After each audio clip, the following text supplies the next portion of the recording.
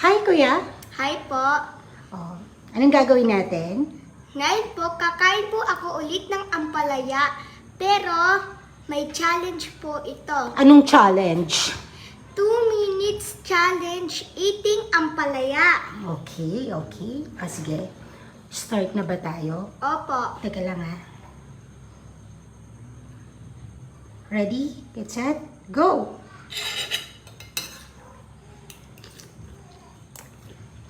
Naku, maubos mo kaya yan? Within 2 minutes? Hindi na muna ako magtatanong.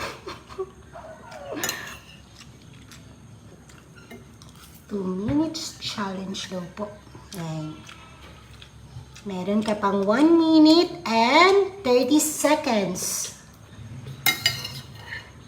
Hala!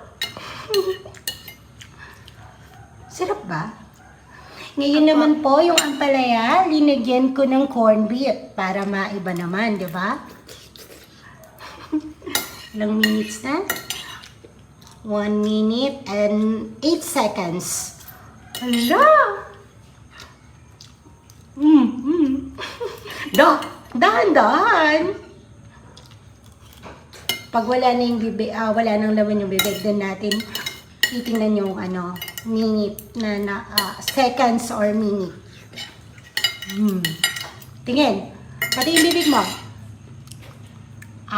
Wala na po. Ayan, wala mang 1 minute, tapos na. Galing naman. Bakit ka ba kumakain ng gulay? Para tayo ay maging malusog at malakas. Yayain mo yung mga bata na kumain ng gulay.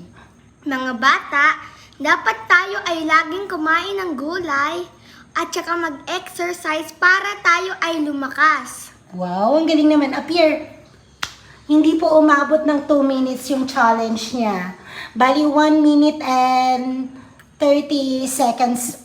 30 seconds? I'm not sure.